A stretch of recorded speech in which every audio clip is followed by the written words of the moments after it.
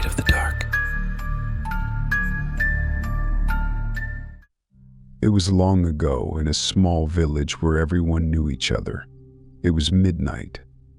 A guy was walking along the shore of the lake when he heard a splash in the water and a beautiful melodic singing.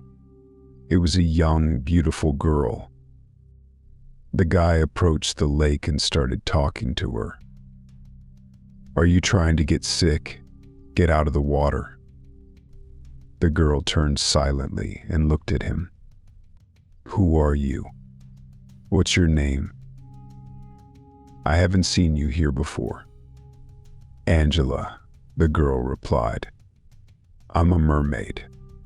And then she mysteriously smiled. "My name is Alex. Can you come out of the water?"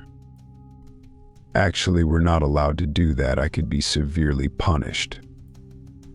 I would really like to take a walk with you and talk." "Is that a problem?" The girl replied, laughing. "Walk along the shore, and I'll swim not far from you." And so they talked all night long. When the first roosters crowed, the girl suddenly became nervous and said it was time for her to leave. The guy asked if they could meet again. The girl nodded in agreement and disappeared underwater. The next night, the guy stood on the shore again, waiting for the arrival of the same girl. The story repeated itself. On the following night, when they met again, they had an interesting conversation. Angela said she was allowed to come out of the water, but not for long. The guy was very happy. As they walked along the shore holding hands, she handed him a locket and said it was a gift. The guy held it tightly, then put it around his neck.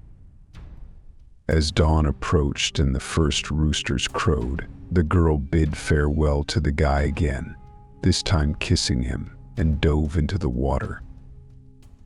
After a while, Angela cautiously peeked her head out of the water to see if the guy had left. Once she was sure he wasn't nearby, she emerged from the water, approached the rocks, retrieved her outer clothing, and on her way back home to her grandmother, she thought, "How lucky I am that my parents sent me to spend the summer with Grandma. I haven't seen her since I was born. It's so fortunate that my sisters called me home, and I didn't want to go, so I stayed in the water. How lucky I am that I decided to play a trick on that guy walking along the shore, telling him I'm a mermaid. I think I've fallen in love with him." Arriving home, Grandma was already awake and asked where she had been all night. Angela left home when her grandmother went to bed and returned before she woke up. And where did the locket with her photo go? The girl decided to share her joy about her new lover and told her the whole story. Grandma asked who this guy was, asked her to tell his name and describe his appearance, as everyone in the village knew each other. The girl described him, but her grandmother's words shocked her. "You know, dear, I wouldn't meet with him anymore. I wouldn't at all. He disappeared without a trace a year ago." The granddaughter didn't believe her grandmother and ran around the village asking about the guy. Panic erupted in the village and everyone went to the lake. They searched for traces of the guy for a long time, but to no avail. Suddenly, some old lady asked, "Where were you swimming when you first saw this guy?" The girl pointed to a very inconspicuous spot near the rocks. Suddenly, a skeleton with the remains of a body and clothes emerged from the water, and hanging around the skeleton's neck was Angela's locket. In the early 80s, when computers and mobile phones were still unimaginable luxuries, we barefoot kids had far more fun than today's youngsters. There were no computers or cell phones, but we had countless outdoor games that brought us joy and laughter. We knew dozens of ball games, each of us owning at least one ball, especially those small rubber ones, usually red or blue with striking contrasting stripes. I remember summer evenings in the courtyard when we would take out our simple but endlessly precious childhood treasures and forget about everything else. Often our mothers couldn't find us in the evenings, as we would be playing nearby in a game of dodgeball, kick the can, or soccer. The older kids never shooed us away, instead letting us join in their activities and keeping an eye on us. We rarely ventured beyond the courtyard because behind our house stretched a vast weed-covered vacant lot, bordered by newly planted trees intended to adorn a new road.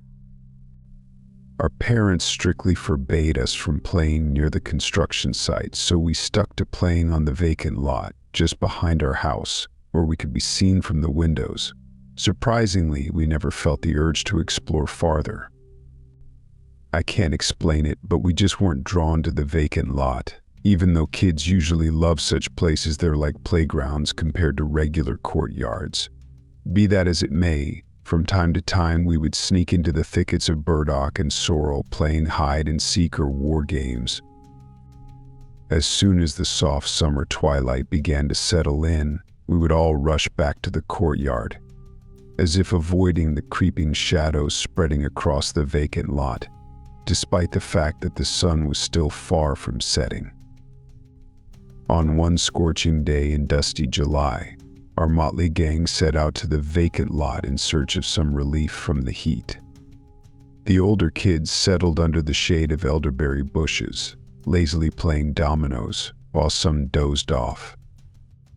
Meanwhile, we, with shouts and laughter, dashed through the burdock, throwing burrs at each other. Without much enthusiasm, the heat was making us drowsy. Suddenly, Vinny, my buddy, froze in place, squinting into the distance, and yelled, "What's that?"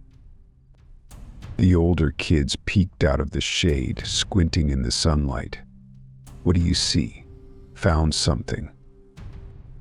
Excitedly, Vinny pointed towards the center of the vacant lot. "Look over there, do you see it?" Yes, now we all saw it. In the shimmering heat haze, floating hot waves above the ground, there was a window, literally a window. It hung about a meter above the grass and weeds, as if reflected in water, with faintly blurred outlines, and its shutters were open outward, inviting a peek inside into the darkness. Gathering around in a huddle, we approached the incredible sight, with murmurs of disbelief. "What's this?" "Wow, a mirage, huh?" Cautiously getting closer. The window didn't vanish, on the contrary, it became clearer, more real.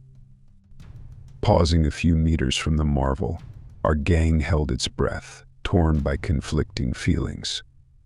On one hand, we wanted to touch it to confirm the materiality of the vision, and on the other, it felt like a dream, a hallucination. Straining our eyes into the cool twilight hiding behind the window, we noticed some movement. There, in the somehow existing room, was a child sitting on the bed and playing with toys. Who knows how long we would have watched him, and what other wonders we would have seen if not for Vinny yielding to a sudden childish impulse. He threw his red and white striped ball straight through the open shutters. There was a loud thud. The ball hit the wall next to the child, who, startled by the sharp sound, started crying. Before we could react, a woman rushed into the room at the sound of the child's voice, picked him up, and turned towards the window. Frozen like statues, we stood with gaping mouths, watching this little domestic scene, so unusual in this situation. The woman also stared silently at us with a strange expression on her face, as if not believing her eyes. And then the window simply vanished, just like that, without a bang, click, or smoke. All those special effects that movies bombard us with had disappeared as soon as we blinked. Upon regaining our composure, we excitedly buzzed around, scouring the wasteland where we had seen the window, turning over every bush and trampling every blade of grass, but found nothing that could help us understand the mystery we had witnessed. And what were we hoping to find? a portal to another dimension, an object serving as a catalyst for spatial distortion. We needed to find some semblance of a reasonable and understandable explanation for this marvel that had left us so shaken. Needless to say, our conversations that summer revolved around this incident, endlessly discussing it over and over again, each time crafting increasingly outlandish theories. The adults treated our stories with skepticism, believing that the children were overheated or impressed by an unusual mirage. Whenever Vinny objected, pointing out that the ball was left behind in the window, he was invariably met with the response that he was responsible for his own lost toys and couldn't blame it on someone else. As autumn approached, we dispersed to kindergartens and schools, new events overshadowing the vivid summer memory. Nearly 30 years had passed, and our dear remote outskirts had become densely populated with houses, expanding as the highway now roared beneath the windows of new buildings, no longer a bypass but an integral part of the city. Coming to visit my parents, I nostalgically looked at the familiar neighborhood, reminiscing about old friends, few of whom remained, as many had scattered across the country and rarely visited their hometown. Vinny, for example, had signed up for naval service in Boston during his Army service, and after deciding on his life path, he had sailed the ocean expanses, returning home only once during all these years. Therefore, you can imagine my joy when I was informed that the brave sailor had come on vacation with his wife and little son. Vinny, my old friend. It had been so long since we last saw each other. I had only seen him at the graduation party, so there was no room for complaints. The July heat dashed our hopes for a picnic. Little Bobby, the 2-year-old heir of the sea wolf, overheated and developed a fever, forcing us to settle for the kitchen, thankfully equipped with a powerful fan. I must say my friend had settled quite nicely thanks to his service in the Navy. He quickly bought his parents this apartment located on the first floor of a brand new upscale 9-story building, conveniently constructed right behind our old house. And in place of the vacant lot, they had set up a paid parking lot. So as Vinny put it, his folks could comfortably thumb their noses at the bourgeois, because from one of the room's windows, they had a view of rows of shiny metal beetles reflecting the dazzling sun. He sent his parents to a sanatorium for a month, deciding to relax here himself for a week before heading to the sea. After the customary greetings, exclamations, and hugs, Vinny and I settled down at the table and embarked on a voyage through the waves of memory. Helena, his wife, joined us, occasionally stepping into the adjacent bedroom to check on their little boy, who was quietly playing with his toys on the bed. The conversation flowed leisurely, with only a bit of beer on the table, so our gathering couldn't be called noisy. It's no wonder that, speaking quietly, we easily heard the clattering sound coming from Bobby's room, followed by his crying. Pausing mid-sentence, Helena sprang up and rushed to him, throwing over her shoulder that we shouldn't worry. Perhaps the little one had just dropped something. We nodded in agreement and resumed our conversation, involuntarily listening to what was happening behind the wall. A minute later, Helena returned with her son in her arms, pale as a sheet, and struggled to say, "Guys, you won't believe it." Seating her down, we anxiously began to inquire about what had happened, while Vinny rushed to inspect the child, making sure he wasn't hurt, but everything was fine. Looking bewilderedly at us, Helena recounted. I walked into the room, picked up Bobby, comforted him, and turned towards the window. And I saw a field, a green field overgrown with grass and bushes, and on it children. They were standing a few meters away from the window. They looked so real. Vinny and I exchanged glances. I could swear he was thinking the same thing as I was. I stood there and couldn't move from surprise, and then in an instant everything vanished and there was the parking lot again outside the window. Am I going crazy? Helena looked plaintively at us. No, dear, your mind is sound. Let's go, you'll show us where you saw it. Vinny confidently took his wife's hand and gestured to me, as if to say, let's go together. Pausing at the threshold, we silently looked around. It was an ordinary urban room in an ordinary urban apartment. Bright walls, trendy spotlights on the ceiling, minimal comfortable furniture, or rather, just one bed and a dresser with a mirror. Opposite the bed was the window with its outward opening sashes, overlooking rows of colorful cars, baking in the merciless July sun. On the wall by the bed, next to the toys, there was a dark, dusty spot, and on the floor lay a small red ball with a white stripe, a rubber one, a relic from carefree childhood. I heard them for the first time a couple of days ago. I went to bed late, around 3 in the morning. After walking the dog around 10:30, I returned home, locked the front door, and heard footsteps coming up the stairs. Pressing against the peephole, I tried to guess which of the neighbors was returning home. But the steps, reaching approximately the middle landing, ceased. I assumed it was the neighbor from across the hall, who had a habit of coming out to the landing for a smoke, and promptly forgot about it, closing the second entrance door. Around 1 in the morning, I went to the bathroom and, entering the hallway, noticed that the second entrance door was open. Furthermore, I heard someone running down the stairs again, this time from the top floor. Approaching the peephole, I was sure I would see the neighbor's kids, who had a silly habit of racing up and down the stairs like wild horses.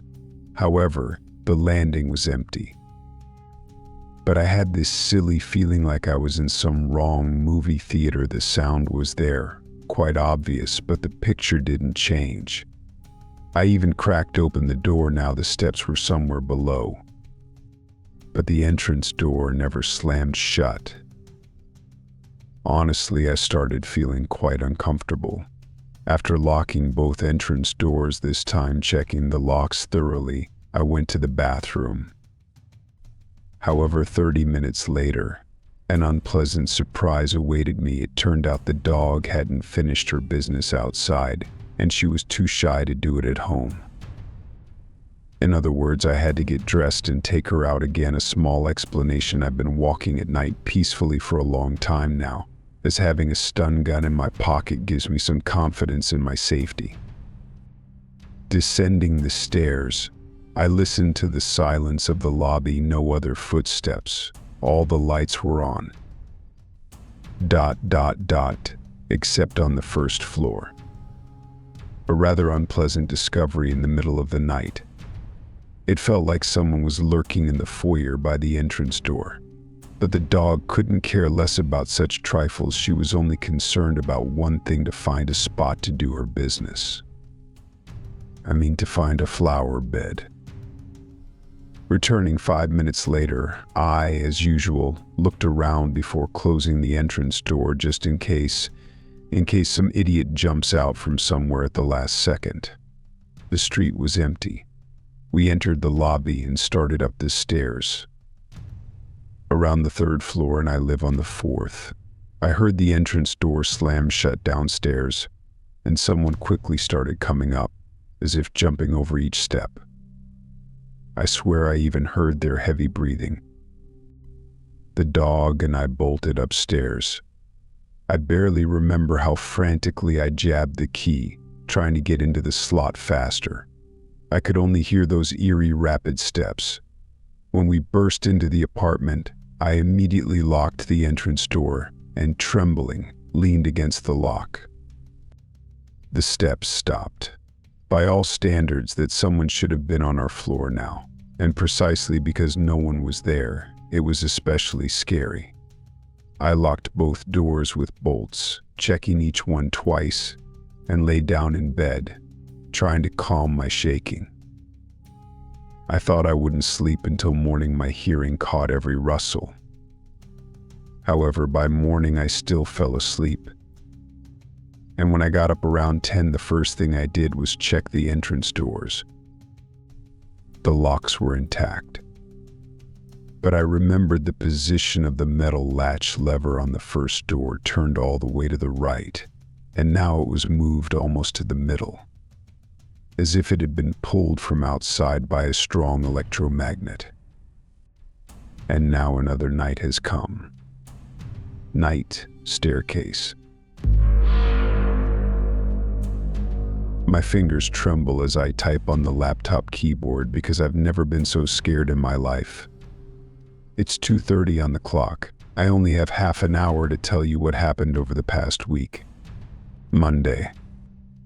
I had a nightmare. In anticipation of the school week, I went to bed early, but in the middle of the night, I woke up from a strange sensation. I dreamt that I was underwater and struggling to breathe because something was pressing down on me. Gradually, I realized I was waking up, but the feeling of heaviness didn't go away. It was as if something was lying on my chest. I sat up abruptly in bed, and only then could I breathe freely. When I lay down again, the feeling of heaviness didn't return. Tuesday. I was home alone in the evening, writing in my diary, as usual, while listening to my headphones. The volume was loud enough to drown out the outside noise, but after a couple of minutes I realized something was distracting me. Footsteps, a faint creak of floorboards. Taking off my headphones, I listened carefully, the last faint creak and then silence. I would have assumed it was a sound from the neighboring apartments, but I'm well acquainted with the acoustics of the building. Noise from neighbors reaches our apartment only when they talk loudly or throw pans around, which is rare. So the footsteps I heard came from the empty adjacent room.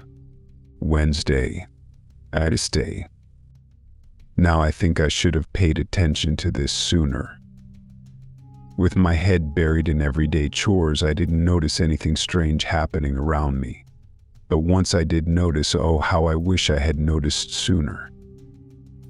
I had another nightmare at night, this time with me in the lead role. It was as if I was cursed, and now I could feel the consuming fire everywhere, eventually burning in it.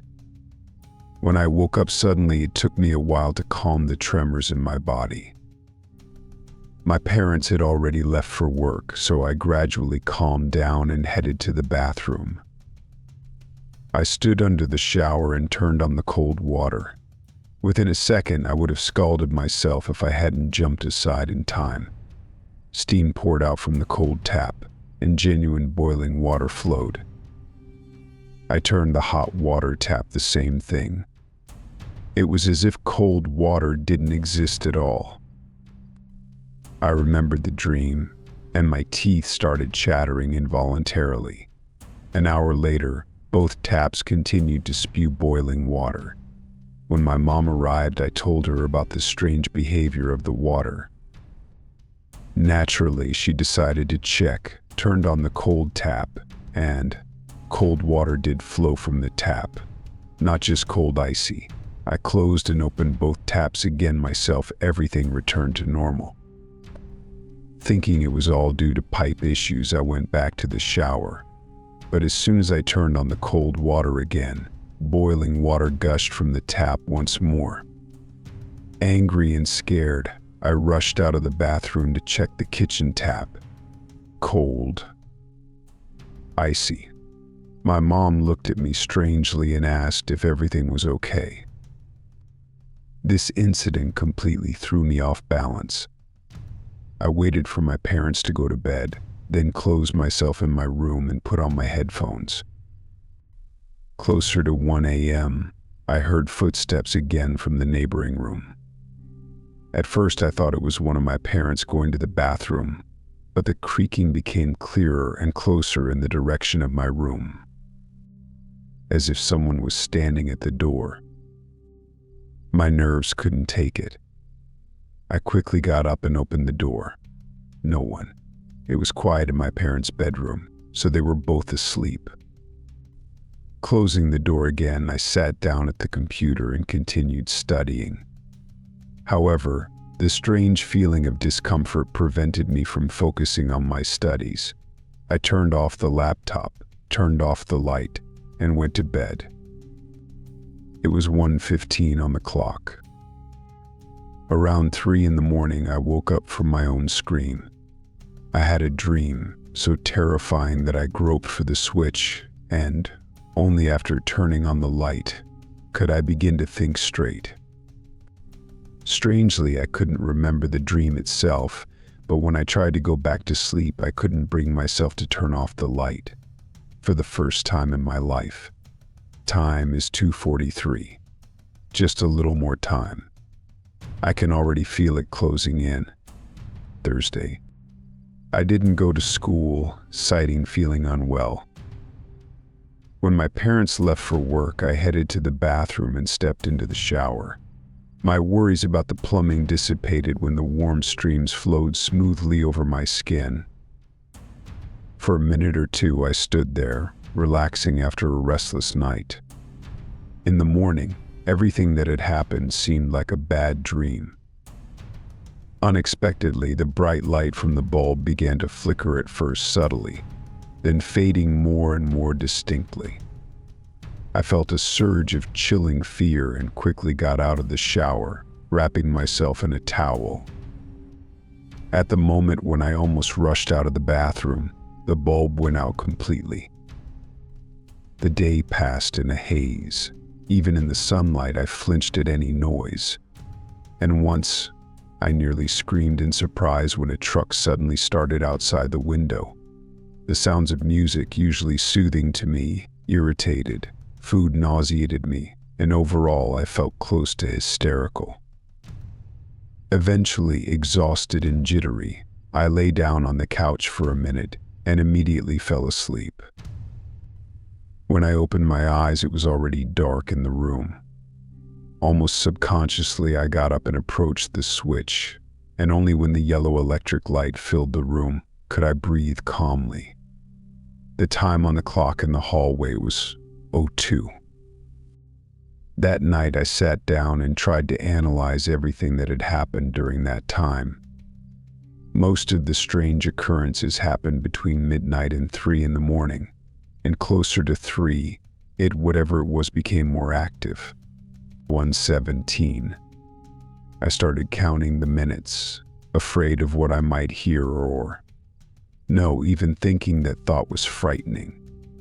My parents were sleeping in the next room, and I decided that tomorrow I would definitely tell them what was happening to me. If earlier the prospect of seeing a therapist scared me, in light of recent events, it seemed like the only possible salvation. Around 2:30, despite the loud music in my headphones, I started to fall asleep right sitting at the table. Leaning my head on my hands and closing my eyes, I subtly slipped into sleep. When I woke up, the clock on the laptop monitor showed 2:58. And then the light bulb of the lamp on the table exploded with a loud crack. I screamed in fright and felt my heart racing. Almost on the verge of panic, I kept telling myself just one thing: pull yourself together. You're a rational person, and you can deal with your fear. I closed my eyes, clenched my fists, and began to count to 5 out loud as slowly as possible. The panic gradually subsided, but the feeling that I wasn't alone in the room only intensified. I covered my ears with my hands, afraid that I would go crazy if I heard any sound next to me. That's how I sat for I don't know how long, pulling my knees to my chest and quietly rocking back and forth on the chair. Friday. I woke up in my room on the floor. Apparently, I fell asleep in the same position I was sitting in, so I didn't notice how I slipped off the chair. The curtains in the room were drawn, so it seemed like it was still dark. Strangely, at that moment, I didn't want to see the sunlight at all. The feeling of fear had passed, and I sat there, holding my head in my hands, thinking about what to do next. First of all, I still couldn't bring myself to tell my parents about what was happening. Even if they consider me crazy, send me to a therapist, and then, in turn, leave me for treatment in a hospital, the situation will only get worse. Darkness will come anyway, but facing it with tied hands and a feeling of complete helplessness is much scarier. Secondly, the idea came to me to look up similar cases on the internet. Whatever it was, surely something similar had happened before to someone else. Maybe someone knows how to deal with it. The search results frightened me more than I could have imagined. In all the articles describing situations similar to mine, it was said that this phenomenon is called possession, and ultimately it is impossible to fight it. There were also cases where exorcists intervened to expel the devil from the possessed person's body, but in both cases, the outcome was fatal. Although in my case there were many discrepancies with these descriptions, I didn't feel someone's constant presence, except maybe only in the dark. I didn't lose my appetite. I didn't faint. It still made a crushing impression on me. Moreover, from the moment I woke up, I couldn't shake off the strange feeling that everything was going to end soon. This thought didn't bring any particular relief, rather, it reconciled me with some kind of inevitability. Anyway, sooner or later, something had to happen, because no matter how long it lasted, I was sure I could never get used to constant fear. The rest of the day passed in some gloomy reflections. Sometimes I caught myself consciously avoiding the unlit corners in the apartment, and that someone from there was watching me closely. Even the return of my parents didn't rid me of this feeling. It was calmer in their presence, but I knew that as soon as I returned to my room and went to sleep, it would start again. When it was 23:15 on the clock, my parents wished me good night and went to their bedroom. I left the table lamp in the living room on and sat on the couch with a book. I couldn't focus on reading. Every nerve in my body was tense, and my hearing, against my will, became sharply attuned to every sound. In the end, I closed the book and went to my room. Turning off the light, I quickly burrowed my head under the covers and closed my eyes, hoping I would fall asleep before midnight. Maybe because I hadn't really slept properly for the past week, or maybe because until the dangerous time. As I started calling it to myself, I felt relatively safe, but sleep didn't keep me waiting for long. Suddenly, as if right above my head, there came a loud, hissing whisper. Instantly awake, I darted out from under the covers and looked around. Goosebumps ran down my skin from that brief sound, because no human throat could replicate it. I tried to utter it, but couldn't come close, even though it echoed vividly in my memory. To say that what happened scared me would be an understatement. It's one thing to feel something nearby, but it's another when it itself announces its presence, and that's truly terrifying. I lay with my eyes open, staring at the ceiling, counting the minutes. Since the curtains weren't drawn for the night, moonlight streamed in through the windows, casting eerie shadows on the ceiling.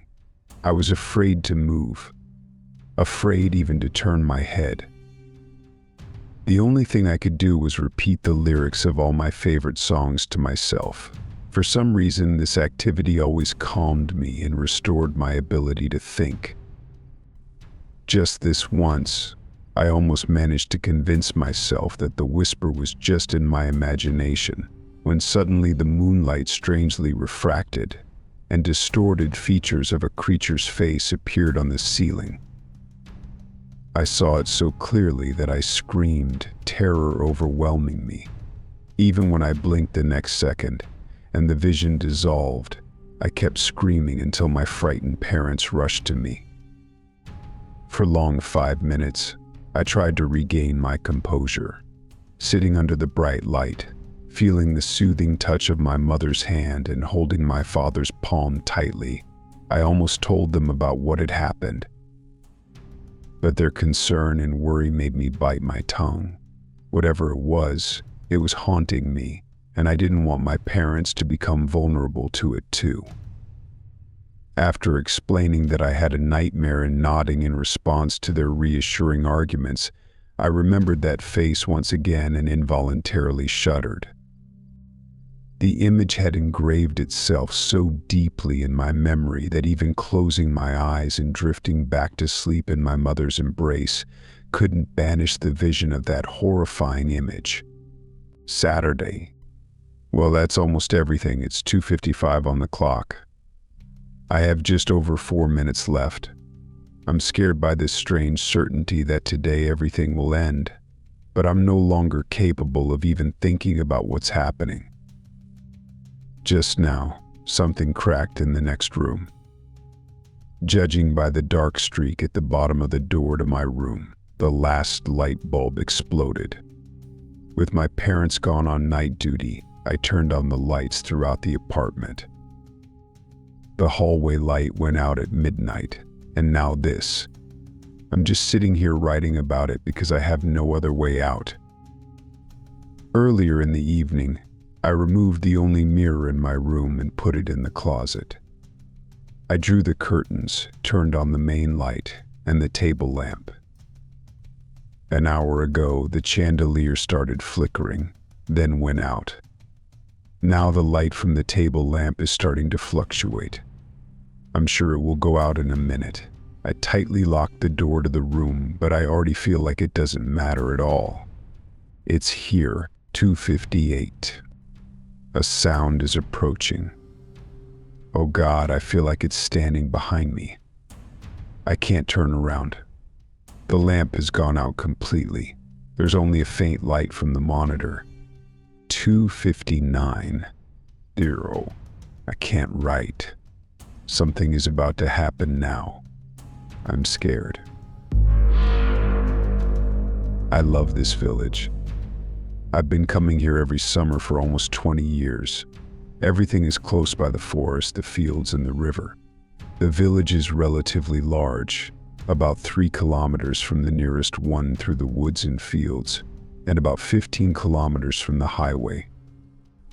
3 years ago, houses started to be actively bought up. What can you do? People are getting older and passing away for summer cottages. As far as I can remember, my grandmother always welcomed her grandchildren and invited us over, giving us treats. But just half a year ago, everything changed. In early January, my grandmother started calling us, asking us to take her to live with us. She said she was already old. It was hard to live alone. My grandfather passed away 2 years ago, and the sooner the better. The family council, consisting of my dad and mom, decided that grandma wouldn't be a burden to them. She's kind, good-natured, and capable. I live in a separate rented apartment, and my parents have 3 rooms. There's enough space for everyone.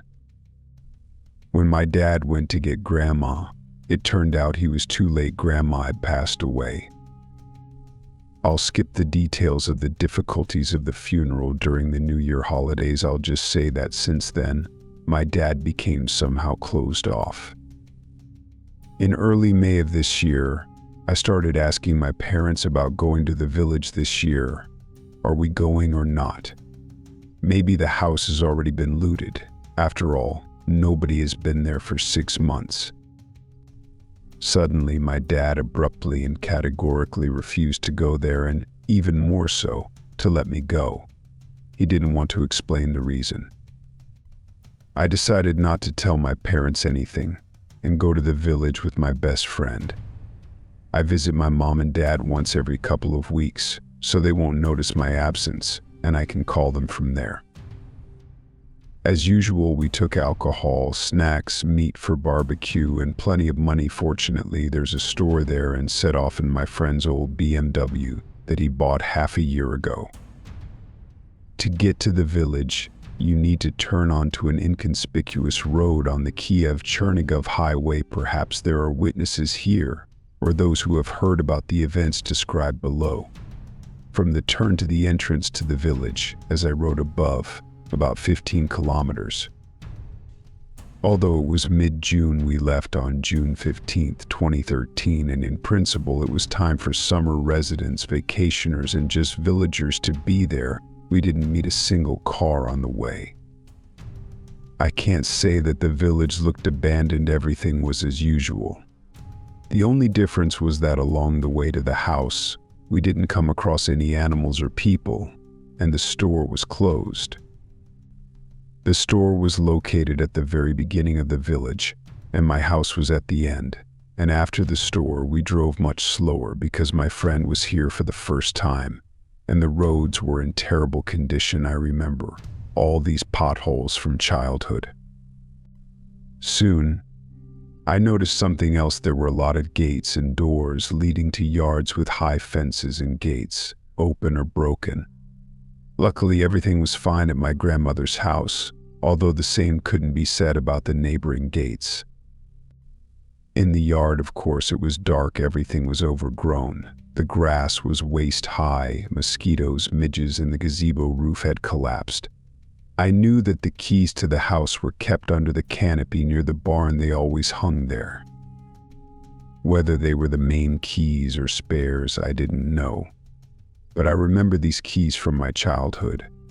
With difficulty opening the front door with a rusty key, we entered and started to tidy up. All the tools were kept in a closet in the house. By evening, tired enough, we decided to rest. We also wanted to show my friend all the beauties of my favorite village. We reached the end of the village to the river, and only now did I feel uncomfortable and a little scared. Doors and gates here and there were open or broken, and on the way we didn't meet any people, cats, of which there were really many here, or any other animals. The village was silent, as if it had died out. But how could this happen if just last year there were summer residents here? Cows were mooing, and cute girls were walking around the village with cheerful guys. My friend nervously lit a cigarette and asked if it was always so gloomy here. I replied that I was surprised myself and didn't understand what was going on. We decided to return home, and upon returning we were amazed the front door of the house was wide open, although I closed it, not to mention locking it, but still it couldn't open itself, and all our things were scattered around the rooms. Food was strewn on the floor, and the raw meat for the barbecue was missing. I don't even know what feeling prevailed in me at that moment, fear or anger.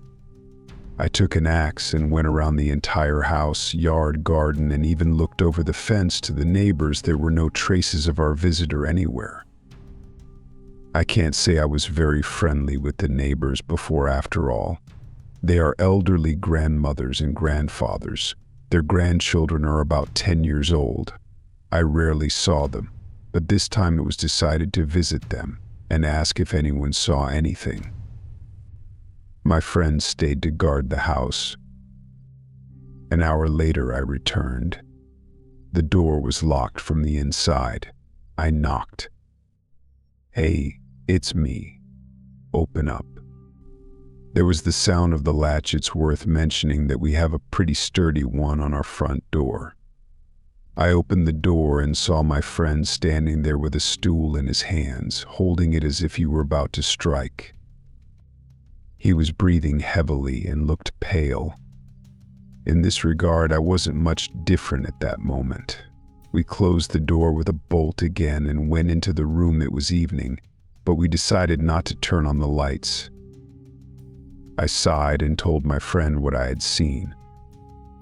During that hour, I probably visited about 20 yards and didn't see any signs of people being there. All the yards were overgrown, as if no one had been there this year. Some house doors were broken, and some outbuildings had collapsed roofs. I bet that at that moment, both of us wanted to leave the village immediately and return to the city, but it was getting dark. I couldn't drive, and my friend never drove in the dark. He gets tired quickly, and everything blurs before his eyes. He told me what he saw while I was visiting the neighbors. I closed the door behind you, just in case, and started gathering up the scattered things. I heard the door to the yard open. I was surprised, thinking it was you back so soon. And then suddenly, mind you, from the entrance to the yard to the front door of the house is about 10 meters. And moreover, the door to the yard is very creaky. Someone tried to enter the house. I stepped back as someone had literally just entered the yard a moment ago. They couldn't have reached the house so quickly. There was no knocking on the door. Someone was just persistently trying to get in. The handle was rattling like crazy. I grabbed the stool, but then again, there was the creak of the door leading out to the yard, and then silence fell. And half an hour later you came. And what, did you stand there in the corridor with the stool for half an hour? My friend just nodded. And then we heard a loud thud on the window at the end of the house, in my bedroom. My friend and I just exchanged glances. Neither of us dared to go and check what was there. An hour passed. It was dark outside. We sat in silence, afraid to move. Since that knock, nothing else had happened. We just sat there in silence, listening to each other's heavy breathing. We didn't talk. It's hard to say what my friend was thinking, but personally, I was only thinking about how I could get out of here as soon as possible. I longed for morning to come quickly so we could leave. Morning couldn't come soon enough. Dawn couldn't break fast enough so we could leave and never come back. Suddenly, the car alarm went off. My friend's car was parked near the yard, but there were no trees there for something to accidentally fall on the car. As soon as the alarm stopped, it started again, as if someone was standing near the car and waiting for the owner to come out. This went on for about half an hour. The sound was incredibly annoying, and I wanted to go out and turn off the alarm, and maybe give a good smack to whoever was setting it off, but something told me that we would be the ones getting the smack. We sat in the main room. It had 3 doors leading to different parts of the house, one to the exit, another to the bedrooms, and the third to the pantry by the window, and then we heard footsteps outside. Someone was walking beneath the windows, trying to do it quietly, but the crunch of dry twigs gave them away. I probably broke into a cold sweat then, although it was cool in the house after all. It hadn't been heated for half a year. To my surprise, there was no mobile signal here, although there had never been any problems with it before. It was only 22:22, still far from dawn, and whether we would be able to get out of here at all was uncertain. And what if they slashed the tires? What I exclaimed. And indeed, if whoever is roaming around here slashes the tires of the car, how will we get out of here? It's 15 kilometers to the highway and a whopping 500 to our hometown. My friend didn't repeat the question. Apparently, he understood that I didn't ask again because I didn't hear, but because I was now pondering it myself. The rustling behind the wall ceased. We heard the sound of wind, and the patter of rain on the roof. A storm was beginning.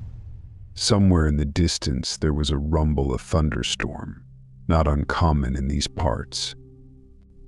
The wind grew stronger, the rain turned into a downpour, and the thunder was so loud that the windows rattled. The downpour lasted all night, and even if someone walked outside our windows or howled, we wouldn't have heard it over the rain and thunder. That night felt like an eternity, but it ended. Only dawn was in no hurry to come. We slowly stepped out onto the veranda. The windows in the room where we were sitting were covered with coarse curtains, and saw that there was dense fog outside. Trying to leave in such fog, even though it was already morning, wasn't even worth considering. And then we heard it again, someone walking around the house. And the sounds were such as if someone was walking through puddles. It didn't immediately occur to me that these were puddles left by the rain. And then, as if someone had dashed and collided with the front door. The door trembled, but it was heavy, oak, and the latch didn't allow the door to open. A couple more such knocks and then silence again. My heart felt like it was about to burst or just escape from this terrifying place. It's unclear if it was a maniac or some creature, but what was frightening was that it made no sound except for natural ones, no wheezing, groans, or howls. Only the crunch of dry twigs underfoot, attempts to open the door, and the car alarm. I don't remember when noon came, and the sun shone again outside after the creature's attempts to break into our door. My ears were ringing, my vision blurred. It was hard to breathe, my neck hurt. Most likely my blood pressure had risen. Nevertheless, when I recovered, there was no fog outside anymore. My friend and I, after listening to the silence in the courtyard for half an hour, tried to quietly remove the bolt. My friend opened the door, while I held the axe with both hands, ready to attack whatever was ruling this place. There was no one in the courtyard. Quietly moving, we approached the exit from the courtyard. The door didn't creak after the rain, so we rushed to the car with all our might. My friend started the engine, and we drove away. I only remembered about leaving the door open and leaving our things there when we reached the main road. For the entire 15 kilometers of the road to the highway, I sat with the axe in my hands. It was only when we saw dozens of cars and some lively settlement that we calmed down. We were alive, we managed to get out of there. The road to the city passed in complete silence. After a brief farewell, I went home and slept until Monday. Less than a week had passed since those events, and now my friend and I somehow became closer, I guess. We see each other every day, but we try not to discuss the trip. I didn't tell my parents about the trip. I just asked my dad if we were going there this summer, after which he became gloomy and said that there was no need to go there, and let the house stand as a memory. We won't sell it. I don't know what happened in that village, and I can't find any information on the internet except for the most general about it. I only know that even if someone dares to intrude into our house and take everything that's lying around, it definitely won't be me. I don't like late night calls. There are many reasons, but the main one is the fear of hearing about some tragedy. I remember waking up one night to the sound of the telephone ringing. An excerpt from Vivaldi's Four Seasons Violin Concerto Spring woke up both me and my parents. I don't know why, but this sublime music echoed in my soul like a tragic requiem. My father answered the phone. Judging by his voice, which was fading away from the corridor towards the living room, he decided that the conversation needed to be held away from the bedrooms. It was pointless to eavesdrop, and it was scary to go and find out what was going on. So I lay there for another hour, unable to fall asleep. In the morning, I learned about my grandfather's death. Somewhere far away, 500 miles from my home at 4 o'clock in the morning, he died of a heart attack in his own bed. It was my grandmother, Rhoda, frightened and distraught with grief, who called in the middle of the night. She begged us to come to her. Of course, that's what we did, and by the evening of the same day, we were there. I won't go into details and talk about funeral preparations. I'll just say that all the customs, from the canonical to the superstitious, were observed with special meticulousness. At night, the voices of the mourning nuns did not stop. Prayers were recited, mirrors were covered, candles were lit. The body, brought from the morgue, lay in state on the ground floor. The living had to huddle on the second floor. The third floor was empty because it was unfinished. It was scary and melancholic to spend the night. The realization of loss washed over me in waves of indescribable bitterness and pain. I loved my grandfather very much, and even now, on occasion, I remember him fondly. However, at that time, I constantly felt something oppressive and evil lurking in the dark corners of the house. On the day of the funeral, the coffin with the deceased was taken to the village cemetery. I was entrusted with carrying the burial cross. I admit, it was an extremely heavy burden, but it was all the more satisfying to fulfill my duty and respectfully accompany the worthy ancestor on his final journey. There was no mystique, there was sadness, and for some, especially for my grandmother, sorrow and grief provoked severe confusion. This manifested itself in a completely inappropriate form. She would cry, then laugh, then scold my grandfather for whatever reason. At the time, we didn't pay much attention to it. After the wake, we said goodbye to our relatives and went home. Upon arrival, we regularly called Grandmother Rhoda, supported her, and offered to leave her country house and move in with us. But she refused, saying that two old ladies would be a burden for us at that time. Her mother, my great-grandmother Olivia, was still alive, so after my grandfather's death, they were left alone together. 40 days passed. It so happened that the date coincided with my grandfather's birthday. In a subsequent conversation, Grandma complained that she was sleeping poorly. She didn't answer what caused the insomnia and abruptly changed the subject. My mother is a very suspicious woman and decided to ask about this issue again, but a little later. However, she still didn't get an answer. Grandma joked that thoughts of her future life as a merry widow wouldn't let her rest. It seemed strange. Not like her at all. Well, whatever grief affects people differently, right? We forgot about it. New Year's Eve was just around the corner. We called to congratulate our grandmothers on the holiday, but once again, the conversation didn't go well.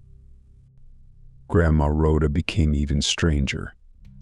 However, we didn't give up so easily this time. And here's what we found out. 40 days had passed. Grandma decided to remember my grandfather. She had a shot, and she exploded all day. She scolded the deceased for daring to leave her alone like this. And when she finally felt relieved, she calmed down, seeming to feel better. So it went. Whenever she felt a little unwell, she would scold my grandfather. But what do they say about the deceased? Either it's good or nothing.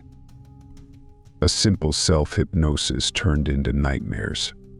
As soon as it got dark, and in late autumn it happens quickly, she would hear someone knocking on the windows. At first it was just a knock. Whether it was a bird or a branch of the acacia tree growing in the yard, it wasn't clear. Then this knock started to move from the windows to the walls. And every night it became more frequent and louder. It got worse. At midnight someone would knock, and at other times footsteps could be heard in the porch. The door there was open, while the entrance to the house was locked. Grandma was afraid to leave the dog in the yard and kept him indoors so Nato the dog would feel safer. Yes, only with the onset of darkness the dog would start whining and hiding under the bed. After all, he heard the knock too. Great-grandmother Olivia was already very old and hard of hearing. When asked about the night noises, she replied that everything was quiet and calm.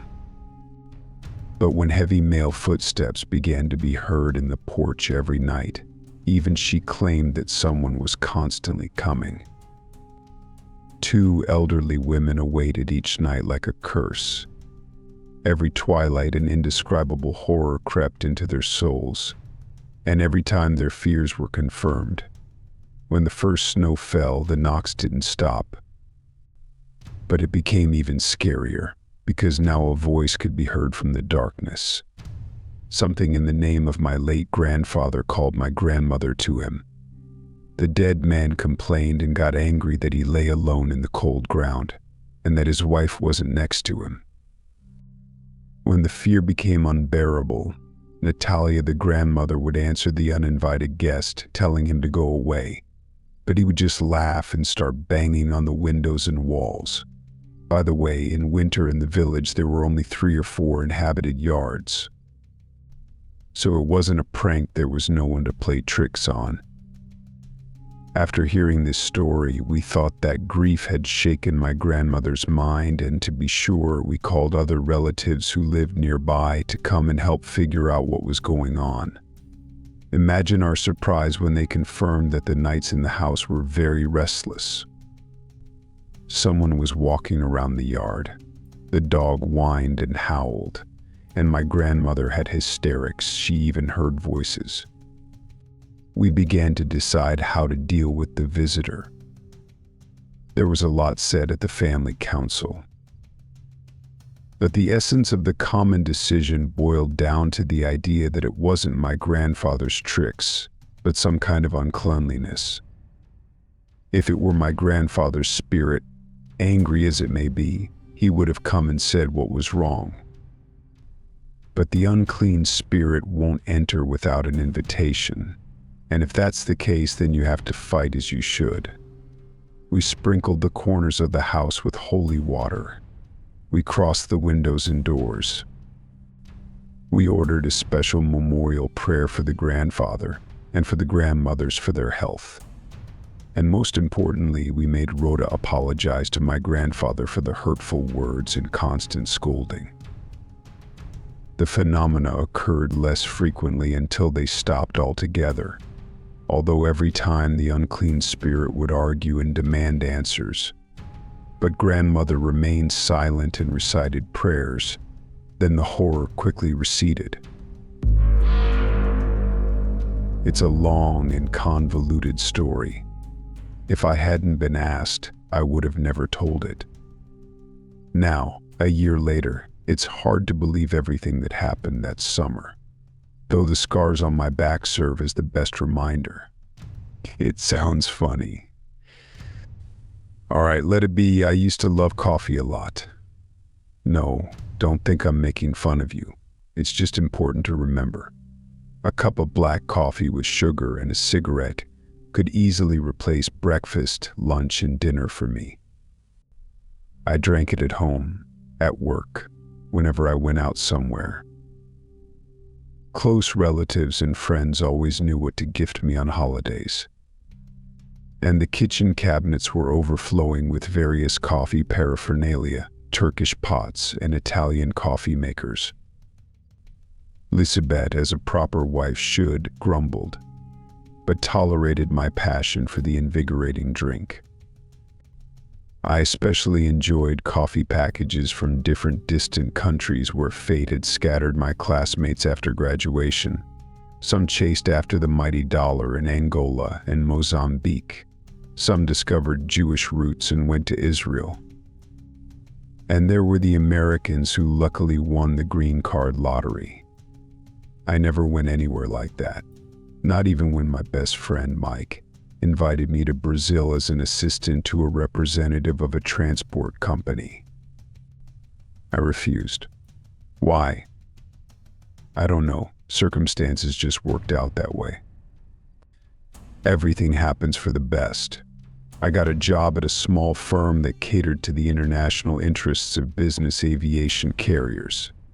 If you've seen in movies how cool guys fly on private planes, that's exactly it. And so I had access to the commander's mail and could send parcels through acquaintances who were pilots to friends living thousands of kilometers away from me. I sent delicacies, buckwheat, Borodinsky bread, candies, caviar, and much more. The only problem was with customs in the USA, but a couple of times my packages made it through there too. And it was so nice to receive reciprocal gifts with various colonial goods, the main of which was, of course, coffee. The coolest packages came from Sao Paulo, where Mike eventually managed to start his own business. Brazilian coffee was my favorite treat. When I received a package, I could go for 2 or even 3 days without eating anything as long as there was coffee in my cup. My wife scolded, promised to throw away all the coffee to break my Brazilian diet, but she quickly gave up, and I continued to enjoy the finest aroma and rich taste of strong roast with hints of cocoa and fruit. Oh yes. In June, another package arrived from Mike, but instead of the usual Santos, there was an unremarkable package without any markings in the box. When I unfolded the wrapping, I felt a strange sensation. My nose caught a subtle earthy aroma. At first, I didn't like the smell, but the longer I kept the package open, the more I wanted to try the new coffee. The beans were large and black, roasted in the condition that I particularly liked. If you take such a bean with your fingers, an oily trace will remain on your skin. A wonderful variety, and it didn't matter that it came in such a modest package. I called my friend and thanked him for the gift. In response, I heard Mike's proud declaration that this time he personally chose the coffee at the rural market in Sorocaba, a suburb of Sao Paulo. Excellent and natural eco-product without extracts and loss of its pristine properties. I couldn't wait to get home from the airport. On the way, I opened the package several times to inhale the intoxicating aroma of the beans. At home, I rushed to the kitchen, eager to taste the black as tar and just as thick drink in 15 minutes. It even seemed to me that the beans dissolved in the boiling water without a trace. It was so viscous. The taste overwhelmed me, and for almost an hour I drifted away from the real world. Thoughts flowed smoothly and peacefully, not lingering long in my head. Several times my wife approached. She snorted and scolded, saying that the whole kitchen smelled of some rot, and if it was coffee, it would be better to throw it away. What if it had gone bad? I didn't notice her. My wife's voice was just a sound, intrusive, but meaningless. Excellent coffee. Before going to bed, for a moment I caught a whiff of rot that Lisbeth complained about. I fell asleep quickly, and almost immediately I started to see dreams. Colorful, bright, as if illuminated by spotlights. There were people around me, a whole crowd of incomprehensible dark figures. You couldn't make out their faces or figures, but I understood they were people. They were singing. Although the monotonous howl could hardly be called singing, a muted drumbeat reached my ears. Then the crowd parted, and I was pushed into the created passage.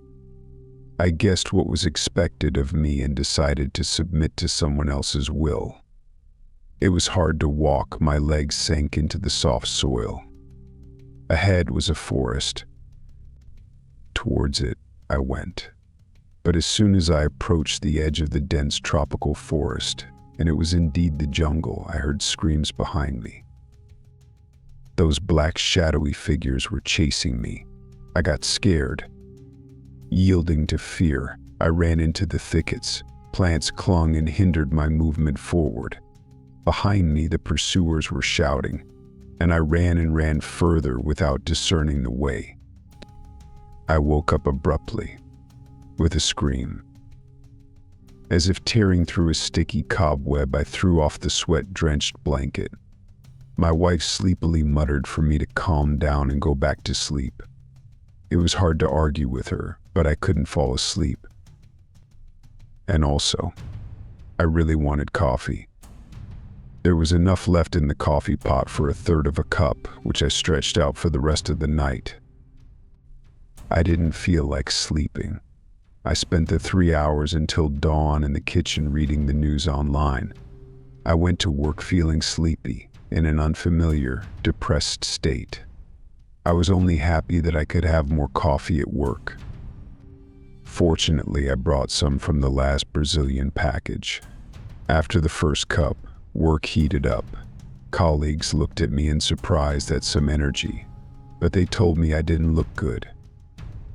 Sickly pale and with a strange smell. I felt embarrassed, apologized, but couldn't understand how I managed to smell so bad. I returned home late that day. Lisbeth was already asleep, having waited for me for dinner in vain. And what did I do when I entered the apartment? Right, I went to make coffee. I drank it all night. I completely forgot what sleep and tiredness were. Any worries, doubts, and anxieties dissolved without a trace in the black brew with its peculiar aroma. My mind ceased to resist the harmful habit. More coffee. I left for work before my wife woke up. My dear Lisbeth was furious. She threw a fit mixed with a lecture on healthy eating and a proper lifestyle. Damn it, Lisbeth, another cup of coffee. In the evening, I faced the continuation of the scandal at home. I silently listened to the torrents of reproaches and nodded with an indifferent look. When my wife was slightly distracted, I went to the kitchen and brewed myself the largest cup of black elixir. Lisbeth got angry and knocked it out of my hands. The coffee spilled on the tiles, ceramic shards flew. Doesn't matter, I brewed another and drank it. When I went to bed, I felt a wild, suffocating stench, but I couldn't understand where the smell was coming from. I fell asleep and saw again a crowd of shadows shouting in an incomprehensible language. They were pointing at me. Out of nowhere appeared a tall wooden pole. I was led to it and chained to it. In the next moment, thick lashes fell on my back. I felt pain, but couldn't wake up. The torture lasted endlessly.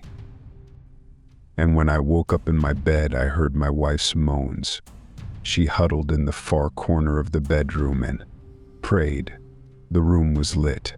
With difficulty, I got up from the bed to calm my wife, but as I stood up, I felt that the sheet was sticking heavily to my back. I urgently need to drink coffee and calm my nerves mechanically. I turned to the sticky sheet and froze in horror. The entire bed was stained with blood. My blood, which was still trickling down my back in thin streams from the lacerated skin. The ambulance arrived quickly. While I lay in the hospital, Lisbeth threw away the remnants of the coffee. The smell of decay, she said, was unbearable, and I began to have terrible visions. Every night, the black shadows staged a cruel hunt. Waking up, I begged for coffee, but the ordinary drink, devoid of that earthy aroma, only caused spasms and vomiting.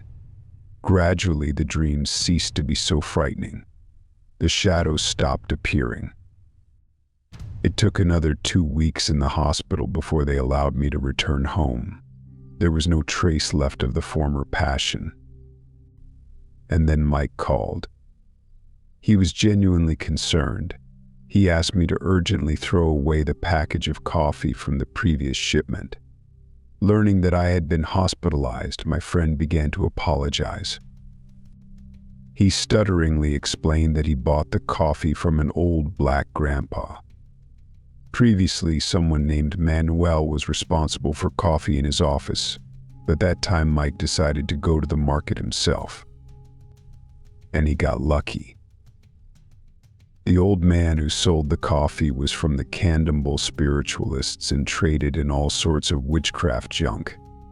Mike found out about it too late and lost himself for several days because of the bewitched drink. Now I only drink tea. Believe it or not, I can hardly believe what happened myself. Amidst the pre-New Year rush, I dashed to the shopping center for gifts, surrounded by queues and crowds of people. I parked the car, hurried to the entrance, suddenly feeling a gaze on my back, sending shivers down my spine. I turned around, and there she was. A tall, slender girl, legs spread apart, holding nothing in her hands, with long straight hair, a dress, stockings, high-heeled shoes, and a partially unbuttoned beautiful fur coat barely above the knee, breathing quickly, staring without blinking, with a predatory cold gaze from beneath. I couldn't move, lost the gift of speech, snapped out of it when a car honked at me, which I was obstructing. The girl vanished. I was in shock. My legs were weak, and I made it to the coffee shop, trying to catch my breath. The same thing happened in the perfume store. I felt a gaze, turned around, and she was standing half a meter away from me. Unusually green eyes like a cat's, but with the look of a cornered beast ready to pounce.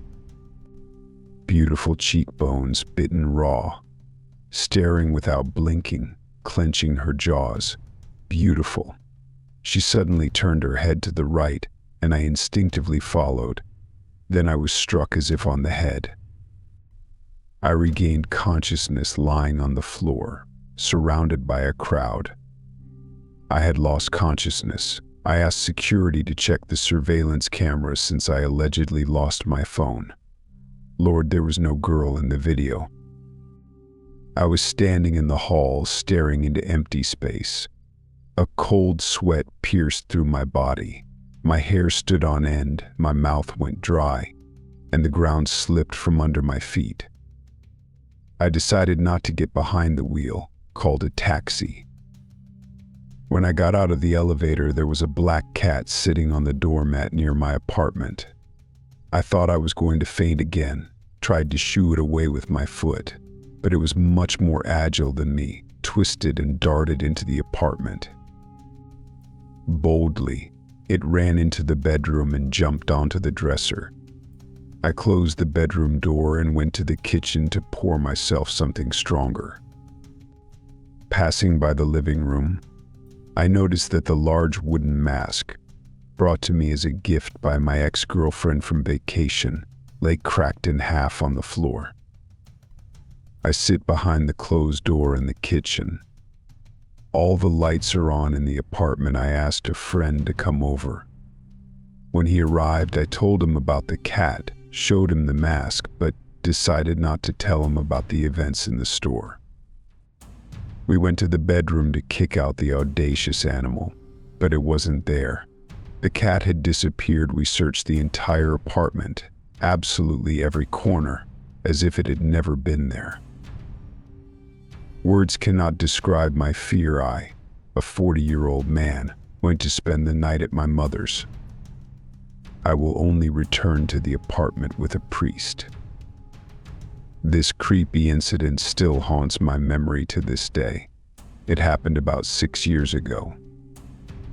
At that time, my mother and I lived in another apartment closer to the city center. It had 2 rooms, mine and my mother's. The corridor was zigzag-shaped, so if you opened the door to my room, you could see the doors to the toilet and the kitchen. My mother's door faced mine and was to the right of the corridor.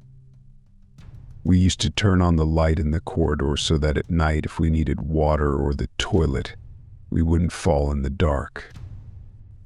Finally, I had a strange habit of closing the door to my room. Whether it was day or night, the main thing was that it was closed.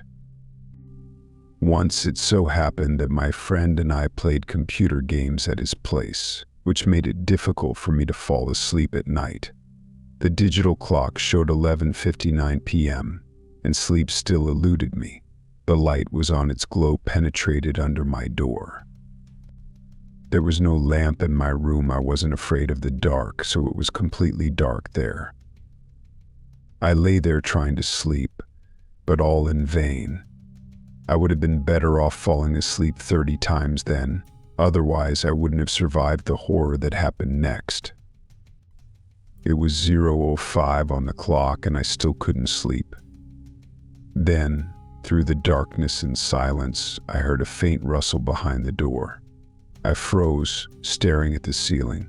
I decided to look at the gap under the door because if someone was there, their silhouette would be visible in the night light. Looking closely, I saw a barely noticeable shadow swaying back and forth. I remembered that my mother used to have bouts of sleepwalking in childhood, as if she wandered around the house looking for odds and ends. And this was without any mysticism she herself told me about it.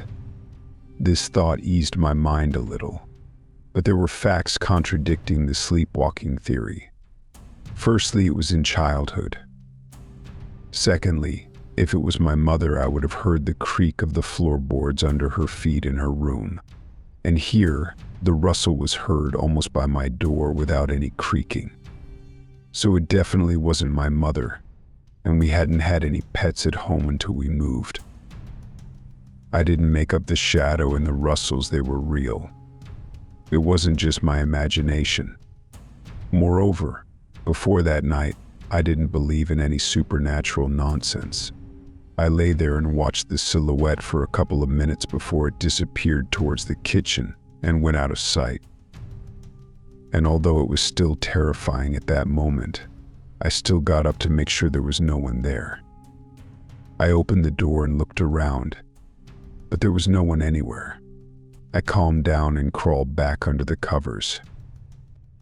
Just as I was about to finally fall asleep, the rustling started again. But this time, there was no shadow under the door. And then I made my dumbest move in anger. I went and opened the door because I was fed up with this crap. Later, I regretted it 100 times and still regret it to this day. In the light of the lamp, in the middle of the corridor, stood a woman, or even a girl. She was dressed in a long white dress, or a sundress, I didn't remember exactly. Her hair was very light and long, almost to her knees. I couldn't see her face, but I saw the green gleam of her eyes like a cat's. What scared me the most were her long claws on her hands, each the size of a matchstick. She stood there, staring at me with her green eyes. Then she tilted her head slightly to the left, as if seeing a person for the first time. I don't know if she was a figment of my imagination or not. I just quickly closed the door and dove under the covers like a little kid. In a fit of horror, I didn't even notice when I fell asleep. In the morning, I got up and, remembering the events of the previous night, looked at the door. It was open. My mother was still asleep at that time, so she couldn't have opened it. On the doorknob and the door jamb, I noticed small scratches, as if someone had clawed at this spot. I already suspected who it was, and in the corridor and at the threshold of my room, there were wet patches on the floor, and I had the thought that she had come to me with wet feet and spent the whole night studying me with her gaze and left at dawn. The thought of this still gives me goosebumps. My mother was surprised by the findings at that time but wasn't too scared, as if she knew who that girl was. However, even after so many years, I never learned the whole truth about her. My mother constantly denied it and didn't want to talk about her. After moving, for some reason I was glad to be in a new place. I don't know, maybe the events of that night had such an impact on me. Many years later, I almost stopped thinking about that girl. I got a job, managed to move to a separate apartment, and even started dating a young girl. In general, life was getting better. Until yesterday morning when I discovered scratches on the door to my room. The laughing man in the mirror always greets me, but when you enter, he becomes angry. Michael, age 4. My 3-year-old daughter saw her newborn brother for the first time. We stood by his crib, watching him sleep. Then she says, "Daddy, that's a monster. We should bury him." "Do you remember how we died, Dad?" My pregnant friend visited us when she was 8 months along. We sat in the living room, having tea. My 4-year-old son comes in and starts questioning her about the baby in her belly. She confirms it. He, with a very serious face, gets up from the couch and heads to the kitchen, saying, "Then we need to get him out. We'll need a knife." We were floored. My mom used to tell me a story I periodically told her as a child. I was 5 or 6, and I assured her that aliens had kidnapped her real son and replaced me his exact copy. Someday I'll return home. But she shouldn't be sad because her real son has a good life at the zoo. My 5-year-old son couldn't sleep. He kept saying there's someone under his bed. Then the dialogue. "You need to sleep. It's late. There's no one under your bed. He's behind you." No. My wife was getting our 2-year-old out of the crib in the morning. He stared at her belly, and she asked him what was wrong. He said, "Just looking at my little sister in your belly that day was only the 2nd week of her pregnancy. And yes, the ultrasound showed it was a girl." My daughter once told me there's a woman in the house who watches TV with her and sleeps in our attic above my daughter's room. She also said this woman doesn't like me and wants to eat my heart. Where the hell did she get all of this? She only watches Dinosaur Adventures and Sesame Street on TV. My 5-year-old nephew once drew a very scary black monster. When I approached to see, he looked at me and said, "He told me to draw this. He's coming for you, so you better hide." Dad, I love you so much. I wish I could cut off your head so I could always carry it with me and see you forever. My little sister once walked around the house strangely with a photo of our great-grandfather, crying and repeating, "Harvey, I miss you so much. Harvey died before I was born." Mom said our great-grandma often cried and repeated exactly that phrase after his death. I was tucking my son into bed, asking what was the most interesting thing today. He says the most interesting thing was playing with that uncle. "What uncle?" "This uncle," he said, pointing to the empty corner of his room. My 3-year-old daughter constantly says strange things. Last night as I was putting her to bed, she said, "Mom, there's a man with big yellow eyes looking at you." I looked around, nothing. I said it was her imagination, to which she laughed and replied, "No, he's just hiding," and a few minutes later added, "Oh no, Mom, you made him very angry. Now he says he'll come for you when you're asleep." I was very young when my grandmother died of cancer in the hospital. Naturally, they didn't tell me anything to spare my child's psyche. One of those difficult days, my aunt came to visit with my mom while my dad was in the hospital. Suddenly, I got distracted from my toys, looked at them and said, "There's only one grandma." They tried to assure me otherwise, saying I had 2 grandmas. Then the phone rings. It's my uncle. He told them that grandma passed away a couple of minutes ago. My grandpa died 10 years before I was born. I was 6 or 7 when my parents got divorced. The day before they told me, I sat in the kitchen drawing while my mom cooked dinner. Suddenly, I stopped drawing and said to her, "Don't worry, Mom. Grandpa says everything will be okay," and started drawing again. Mom said it was very eerie. My 3-year-old daughter used to scream at night and tell my wife and me that a woman visited her. After a few weeks, she stopped screaming, so we asked her if the woman had stopped coming. No, she just became kind. Her name is Sheila, and she sleeps with me in bed now 4 years later. Our younger daughter, who is 2, started screaming at night. She said she's scared of Sheila. 3 more years passed. We moved to a new house. On the first night in the new home, our 2.5-year-old son asked, "Where will Sheila sleep now?" I once asked my mom in childhood what it's like to be dead. She said she didn't know. But I assured her not to worry. I'll find out when I'm 21. The guy on the forum never wrote back about how old he is now. My brother's son, who was 4 at the time, once came up to me and said, "The day I become a father, you will die." He's 27 now. unmarried, no kids, so I'm safe. When I was little, Mr. Randall used to come into my room occasionally. He'd chat with me, tell me about World War II.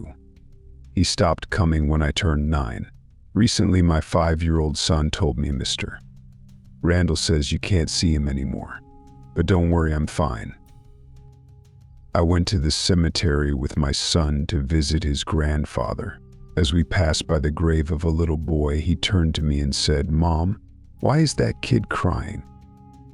Why doesn't his mom calm him down? I didn't see anyone there." My daughter used to talk in her sleep a lot. Most of the time it was profanity in Spanish. The strangest thing was she never knew Spanish, and when she woke up, she couldn't remember a word. When I was a child, I often told my parents that they weren't my real parents and that my real ones split up on a train. At first they found it amusing, but then they made me promise not to repeat it. When I was visiting a friend, we stayed up late. Her 4-year-old daughter came into the kitchen and said, "Mom, when I grow up, I died in an accident. Can I have a drink?" The friend silently poured her some milk and sent her to bed. Later she cried and begged us never to talk about it. I was brushing my son's teeth before bed. Suddenly he looked in the mirror and asked, "Dad, why does that man have a knife?" It was the fastest 180-degree turn in my life. And no, there was no one there. My little sister used to talk to herself a lot when she was around 4. When my dad asked her who she was talking to, she said she was talking to a little boy and described him. Later on, while we were reading the history of our town as a family, she suddenly saw a photo of a family on a page and exclaimed, "Oh, that's the boy. I know him. We used to play together." On the next page was a photo of our house. That family died in it. In 6th grade, a new boy was assigned to sit next to me in school. By the end of the school year, we were inseparable, but after graduation, life led our paths to different cities. Back then, we were carefree kids, and it never occurred to me why my friend's dad was so gray at such a young age.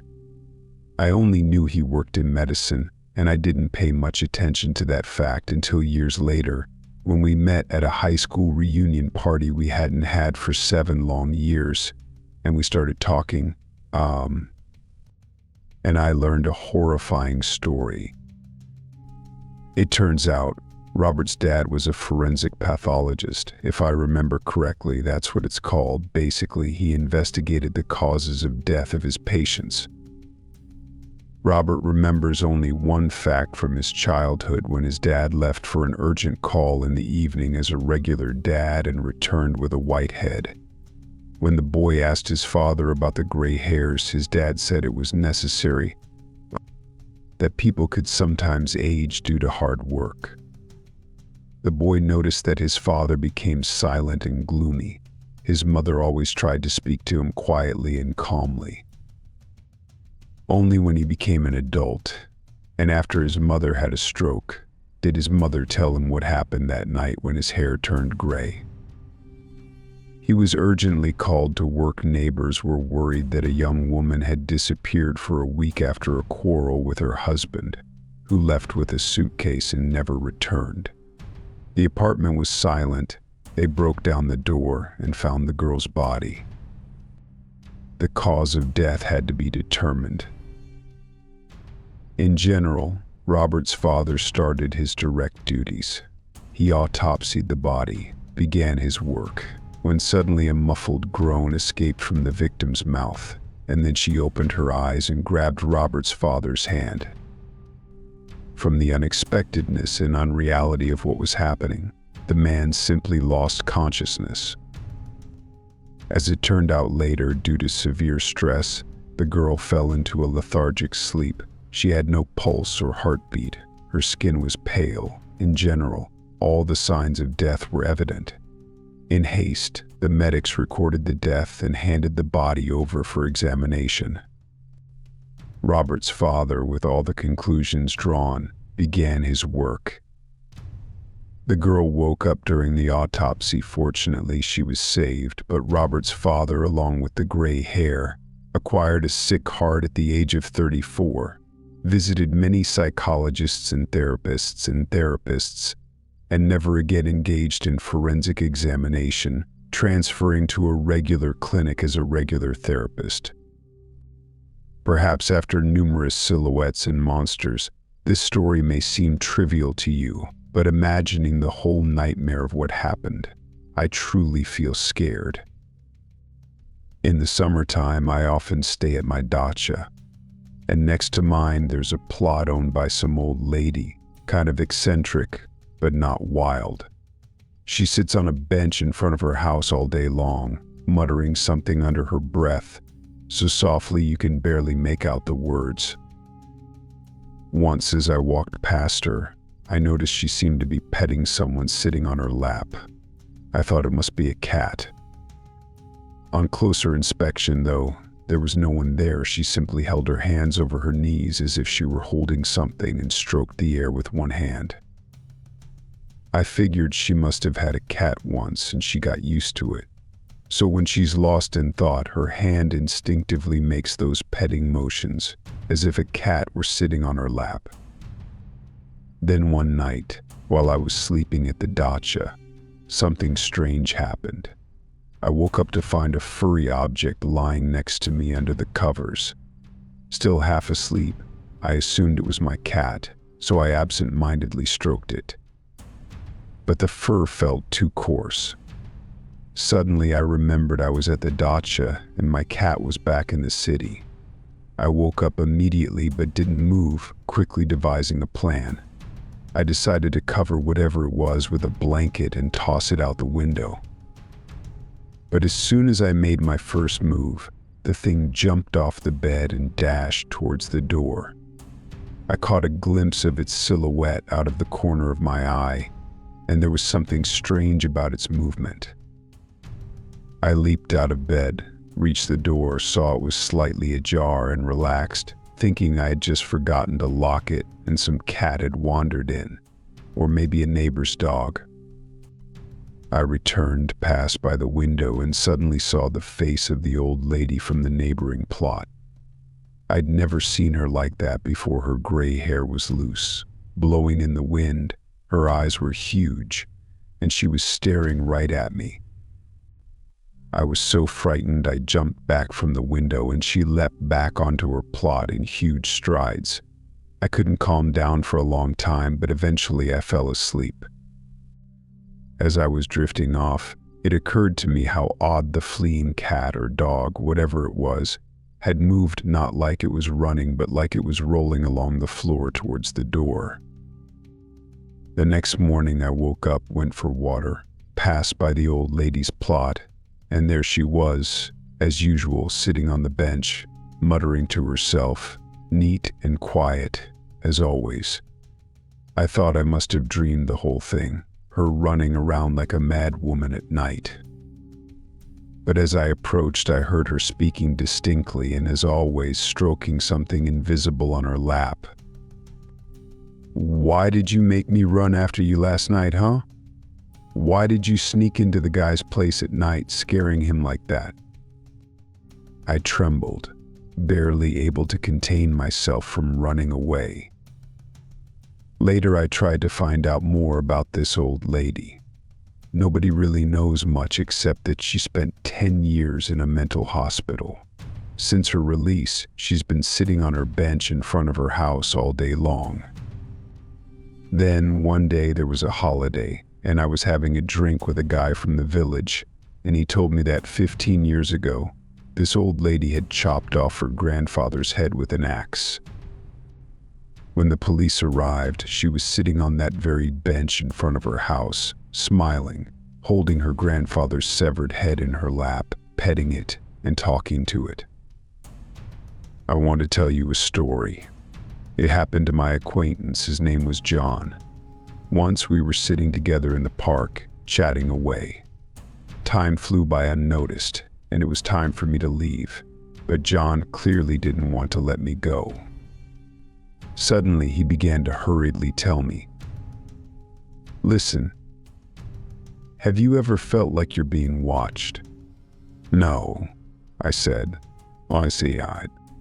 "But I feel it constantly. I live alone at home now ever since Lola left." Well, one day I was sitting at home watching TV, and suddenly I realized that someone was watching me, intently without looking away. I got goosebumps, turned around, and there was no one behind me, just an empty room. But as soon as I turned away, it happened again.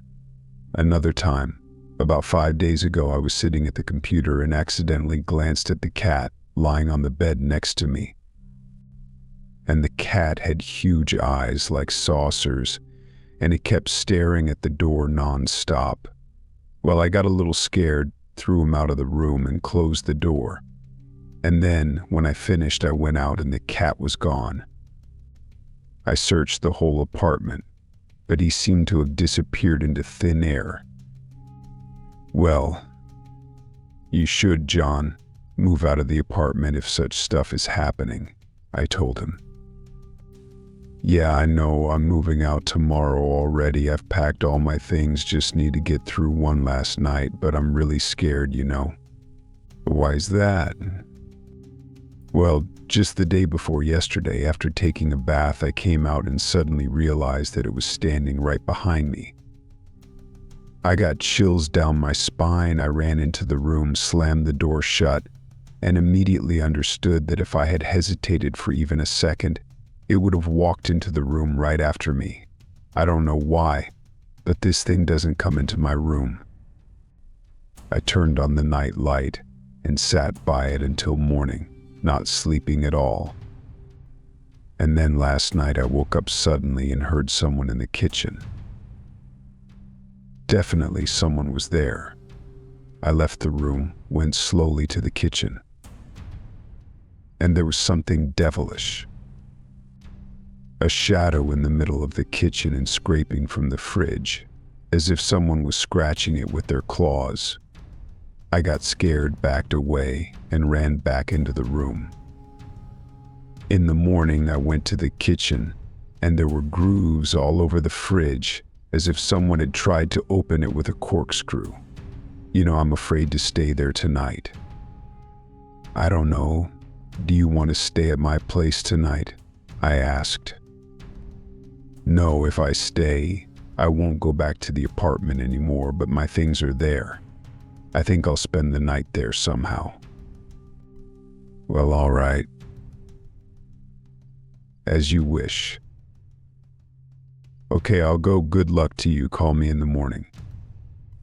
"Okay, as soon as I wake up." That was our last conversation. I woke up in the morning, but the phone never rang. Later, I noticed the answering machine light flashing. Someone had called during the night. I turned it on, checked the number, John's number. And on the tape, there were screams, rustling, scratching. Nothing discernible. In the evening, I received a call from the police asking me to come to the station. It turned out that John had jumped out of the window and died during the night. Now I only sleep with the lights on,